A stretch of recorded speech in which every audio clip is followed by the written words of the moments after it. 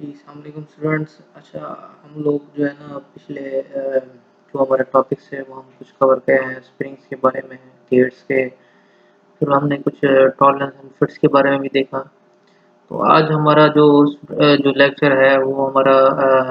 Basically bearings के ऊपर है। ठीक है, बेरिंग्स जो है वो भी बड़ी इंपॉर्टेंट एक मशीन एलिमेंट है, बेसिकली जो सपोर्ट कर रही होती है एज मूविंग मशीन एलिमेंट को, जो कि इसमें a bearing is a machine element which support another moving machine element known as journal, the part of the shaft or axle that rest on bearing. जो इसमें जर्नल हम basically किसको कहते हैं, जो कि बेरिंग के ऊपर जो शैफ्ट का वो पार्ट, जैसे यहाँ पे आपको ये पार्ट नजर आ रहा है, इस पार्ट पे जो ये जो शैफ्ट का जो बेरिंग के ऊपर रेस्ट कर रहा है उसको हम जर्नल कहते हैं। सिर्फ उस पार्ट को, मतलब पूरी ये एक आपके पास यहाँ से यहाँ तक एक शैफ्ट है, लेकिन आप इसका जो ये हिस्सा जो बेरिंग के साथ अटैच है या बेरिंग के जो सरफेस के साथ जिसकी जो है ना वो उसके साथ अटैचमेंट है, तो उसको जो है ना हम जर्नल कहते हैं बेसिकली। तो इसका बेसिक फंक्शन क्या होता है? It permits a relative motion between the constant surface of the member while carrying the load. ये बेसिकली जो है ना रिलेटिव मोशन जो है ना प्रोवाइड करती हैं। कांटेक्ट एक इनके अंदर का जो सरफेस आपस में कांटेक्ट हो जाता है। यहाँ पे अगर आप देखें बेरिंग का इनर पार्ट और शाफ्ट का आउटर पार्ट जो है ना अटैच है। तो जैसे ये इनर पार्ट है, यहाँ पे जो है ना एक शाफ्ट को जो है ना अटैच किया जाता है इसके साथ। तो इसमें जो है ना ये बेसिकली इसको जो है ना ये एक लोड भी होता है जगह, यहाँ एक इसके साथ कोई ना कोई मोटर के साथ जो है ना कोई बेल्ट लगी होती है या कोई शाफ्ट लगा होता है, पुलिस लगी होती है, जो भी आउटपुट आपको चाहिए होती है डिजायर्ड।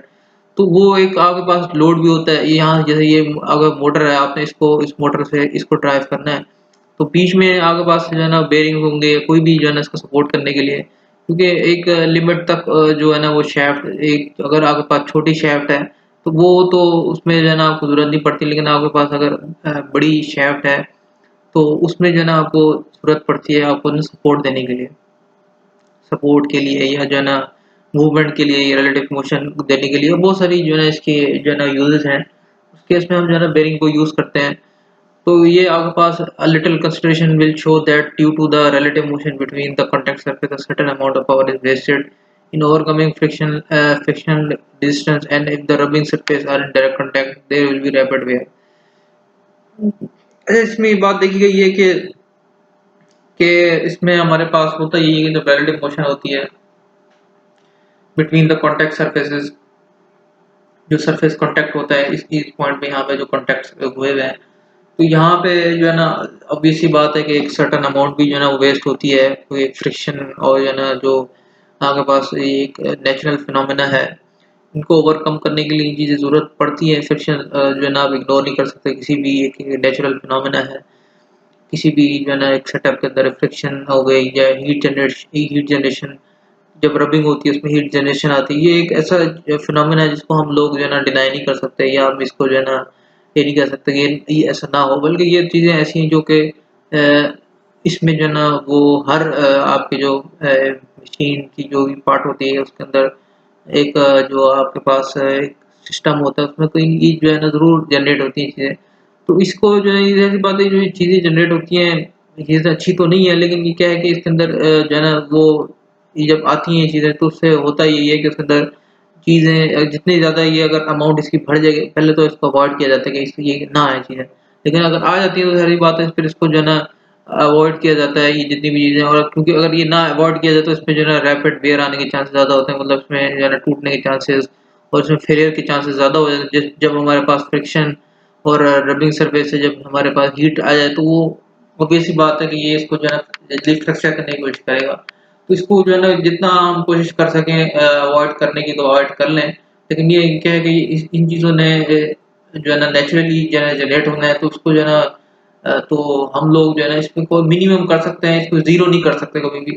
तो इस ज़ीरो हो ना हो, लेकिन ये है कि इसमें इस मिनिमम जितना हो सके इसको कर लें, क्योंकि जितना ही मिनिमम होगी उतनी ज़्यादा उसकी जो है ना लाइफ बढ़ जाएगी और उसमें जो है ना रैपिड वेयर नहीं आएगा किसी भी shaft में।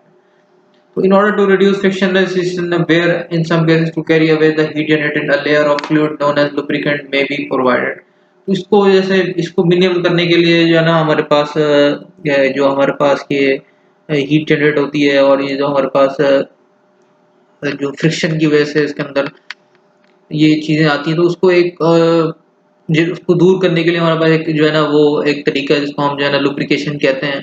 तो उसमें हम जो है ना क्या करते हैं कि लेयर ऑफ फ्लूइड जिसको हम लुब्रिकेंट कहते हैं वो भी जो है ना प्रोवाइड करते हैं, ताकि जो है ना उसके अंदर जो हमारे पास फ्रिक्शन रेजिस्टेंस और ये जो हीट जनरेट हो रही है वो मिनिमम हो जाए। होता यही है कि जो हीट जनरेट होती है वो एक जो हमारे पास लुब्रिकेंट होता है उसके अंदर जो है ना वो इसको जो है ना वो जो है ना वो अब्जॉर्ब करने की कोशिश करता है, या इसमें जो फ्रिक्शन है जो हमारे पास है उसको मिनिमम करने की कोशिश करता है। तो ये हमारे पास एक मेथड है लुब्रिकेंट जो है ना वो यूज करते हैं। जैसे यहाँ लिखा lubricant use to separate a journal and bearing is usually mineral oil refined from petroleum but vegetable oil silicone oil grease ETC में भी यूज। तो ये डिफरेंट आपके पास जो मटेरियल्स हैं लुब्रिकेंट के, वेजिटेबल ऑयल है, सिलिकॉन ऑयल है, ग्रीस, ये मोस्टली जो है ना वो यूज होते हैं। बट होते हैं कौन से mineral oil from refined petroleum, from petroleum की जो एक हमारे पास इंडस्ट्रीज के अंदर जो डिफरेंट प्रोडक्ट बनते हैं, जो हमारे पास क्रूड ऑयल होता है उसके डिफरेंट प्रोडक्ट बनते हैं। तो उसमें कुछ प्रोडक्ट हमारे पास ये भी होते हैं जिसमें हम जो है ना जैसे ग्रीस है या सिलिकॉन जो ऑयल है, ये इनके अंदर मिक्सिंग करके जो है ना हम लोग कुछ लुब्रिकेंट बनाते हैं जो कि बेसिकली यूज होते हैं इस चीज को ओवरकम करने के लिए।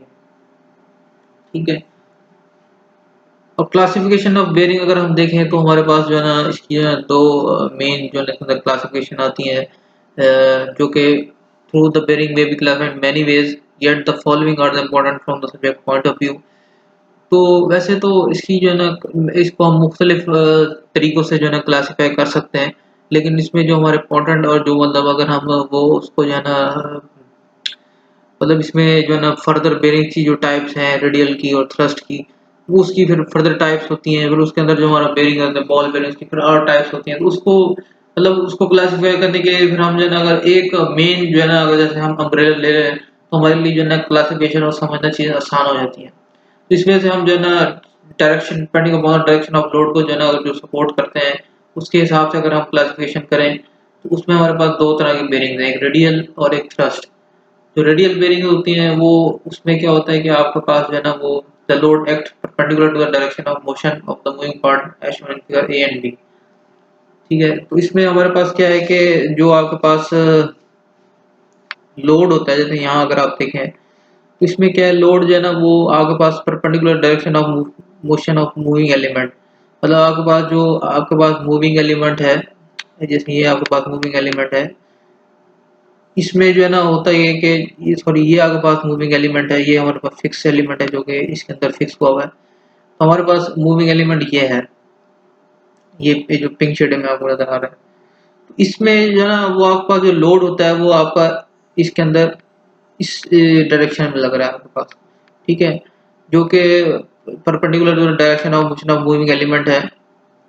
तो मूविंग एलिमेंट की जो है ना परपेंडिकुलर है ये जो लोड है, ये आपके पास जो लग रहा है इसमें वो आपके पास perpendicular to the moving element होता है,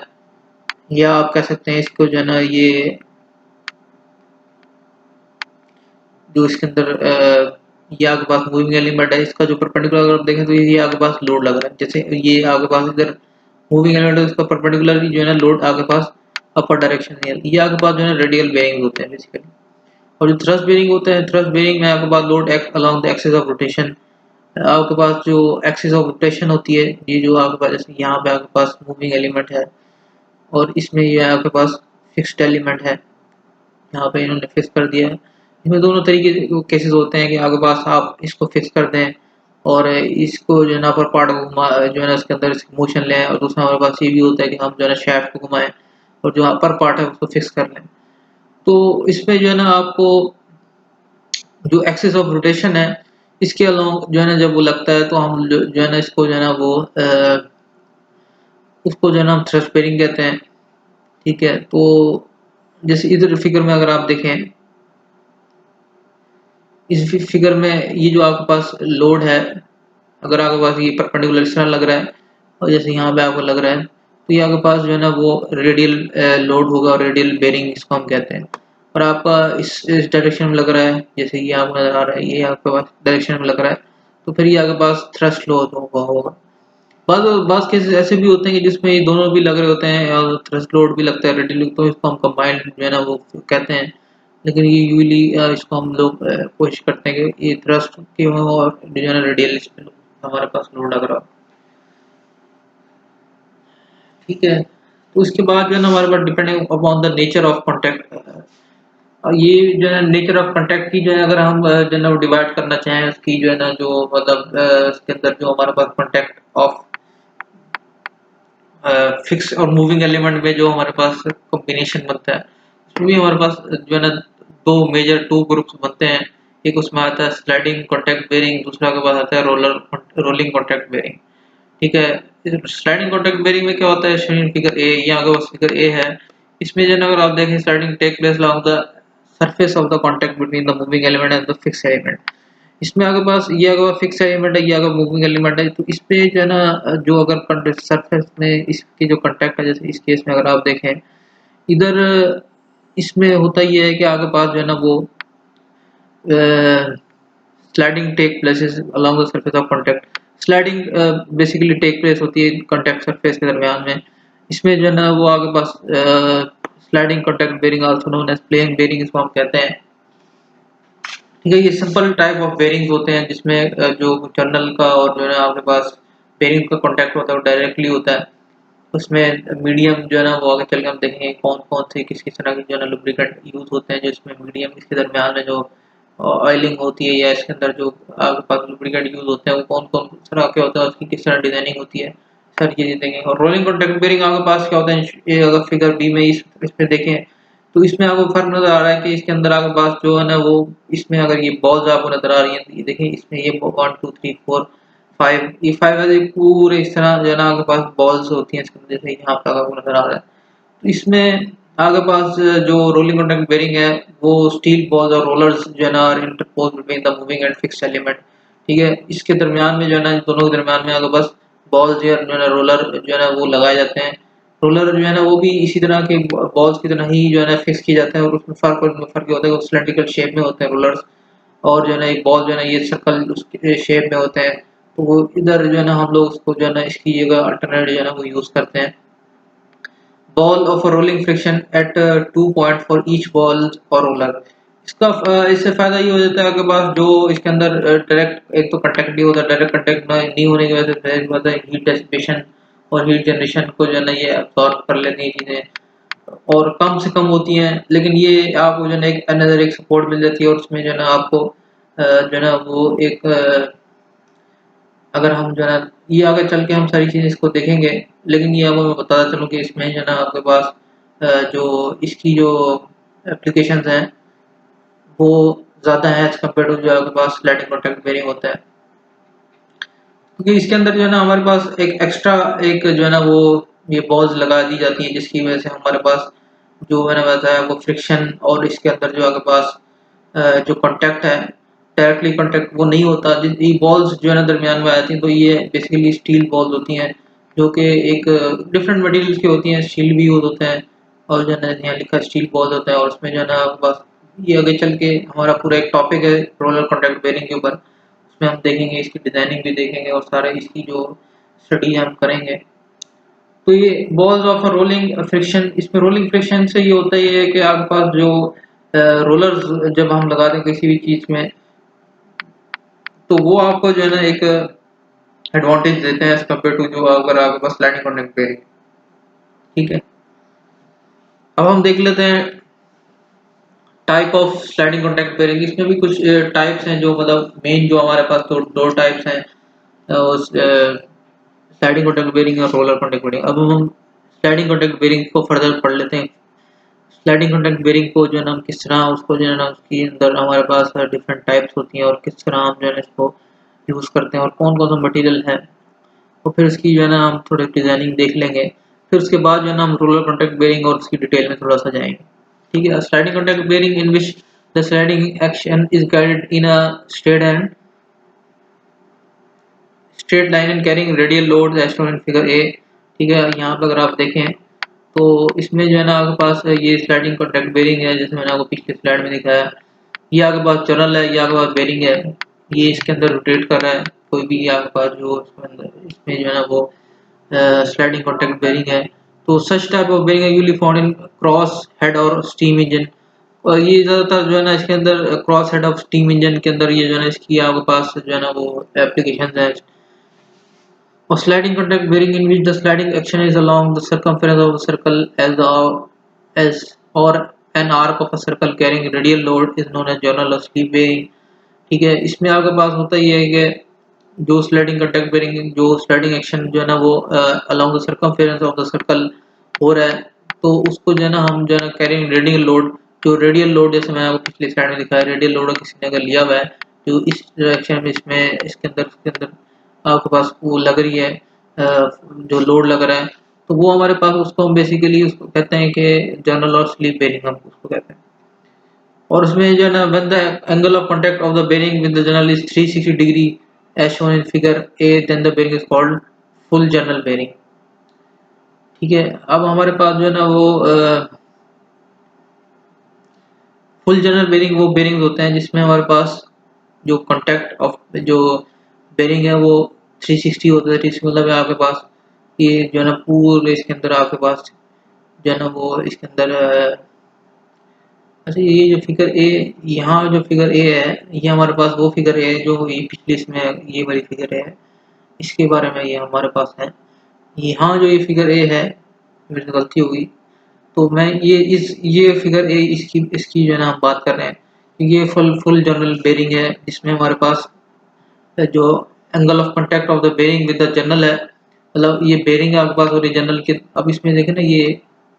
जो है ना जब ये रोटेट करता है स्पीड में तो ये पूरा जो है ना इसके अंदर क्योंकि जब ये इस तरह रोटेट करेगा फुल स्पीड आरपीएम में, तो उसमें जो है ना कांटेक्ट इसका जो है ना वो 360 डिग्री आ जाता है।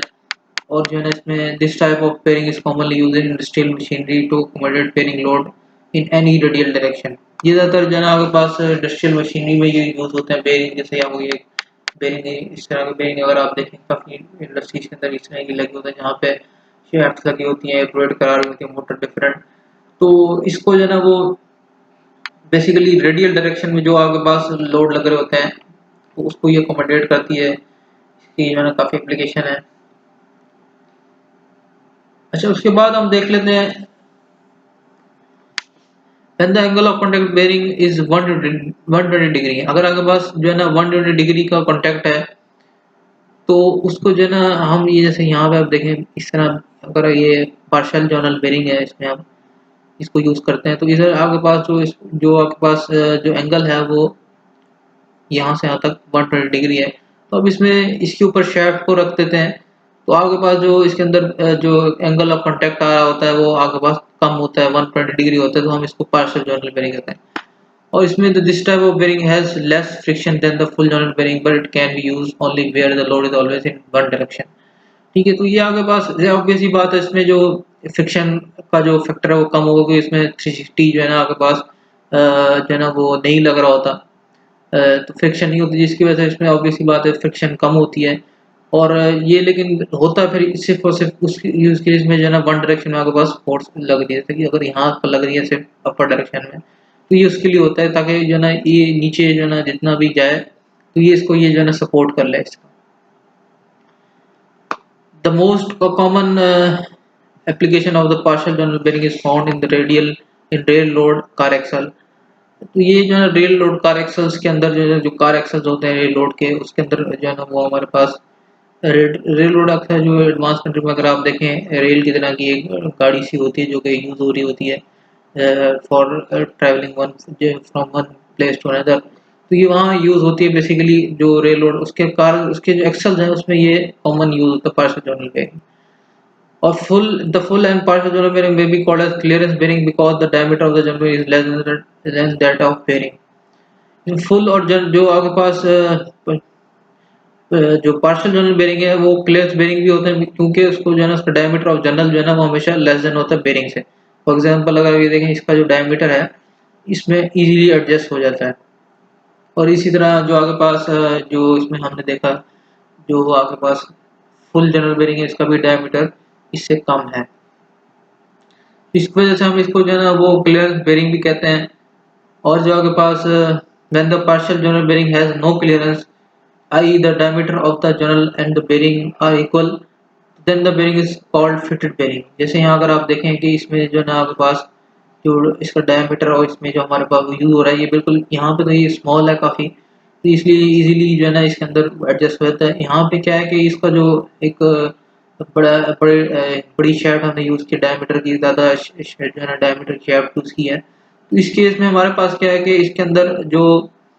आपके पास ये जो है ना इसमें क्लियरेंस नहीं रहती, मतलब ये पूरी की पूरी यहाँ पे इसमें ये पूरी शिफ्ट जो है ना वो इसके अंदर जो है ना फिक्स हो जाती है। तो इस तरह के जो बेरिंग होते हैं उसको हम फिर फिटेड बेरिंग कहते हैं। ठीक है, ये हमने तीन टाइप कर ली, एक पढ़ ली, एक आपके पास फुल जनरल बेरिंग था, एक पार्शल है, एक इसी तरह फिटेड, जो कि पार्शल ही की एक टाइप है। पार्शल में मतलब आपके पास दो हैं, एक आपके पास पार्शल जनरल बेरिंग जिसमें आपके पास डायमीटर स्मॉल है, एक आपके पास डायमीटर इक्वल होता है आपके पास जो आपके पास हमने बेरिंग यूज किया। ठीक है, फिर साइड कॉन्टैक्ट बेरिंग जो है ना अगर उसमें जो है ना उसको हम डिवाइड जो है ना एक और फॉर्म में भी करते हैं, थिकनेस ऑफ लेयर के जो है ना जो लुब्रिकेंट यूज हुआ था उसके जो है ना अकॉर्डिंग भी हम क्लासिफाई करते हैं। तो ये हमारे पास एक और जो है ना इसमें एक और तरीका कार है इसको डिवाइड करने का, जो स्लाइडिंग कॉन्टैक्ट बेरिंग है हमारे पास। तो sliding contact bearing according to thickness of layer की बात करते हैं, तो उसमें जो है ना हमारे पास एक है थिक फिल्म बेरिंग होता है। थिक फिल्म बेरिंग जो है आपके पास में वो होता है कि जिसमें आपके पास जैसे नाम से शो हो रहा है कि जो आपके पास बेरिंग है उसकी जो जो बेरिंग की जो आपके पास थिकनेस है, जो आपके लुब्रिकेंट की थिकनेस है वो ज़्यादा होती है। ठीक है, और those in which the working surface are completely separated from each other by the lubricant such type of bearing are called hydrodynamic lubricated bearing. ठीक है, हाइड्रोडायनामिक जो है ना इसका दूसरा नाम हाइड्रोडायनामिक लुब्रिकेटेड बेरिंग भी होता है।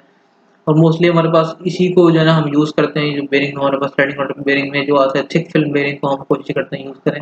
जैसे अगर आप यहाँ देखें तो यहाँ पे आपके पास जो है ना वो थिकनेस जो जो उसकी लुब्रिकेंट की वो ज़्यादा है। ठीक है, उसमें ये है कि मतलब ये जब फुल आरपीएम में घूम रहा होता है तो उसमें जो है ना कोशिश एक होता ही इसकी है कि ये जब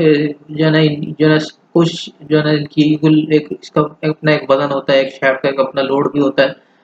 तो ऑब्वियस ही बात है कोई ना कोई लोड भी लगा होता है, तो वो कोशिश यही होती है कि ये जो है ना इस सरफेस अटैच इससे जो है ना वो रगड़ खाए। तो इससे जो है ना हमारी कोशिश यही होती है कि हमने जो है ना इस सरफेस से जो है ना इसको दूर रखना है ताकि फ्रिक्शन कम से कम हो और जो है ना हीट डेसिपेशन ना हो।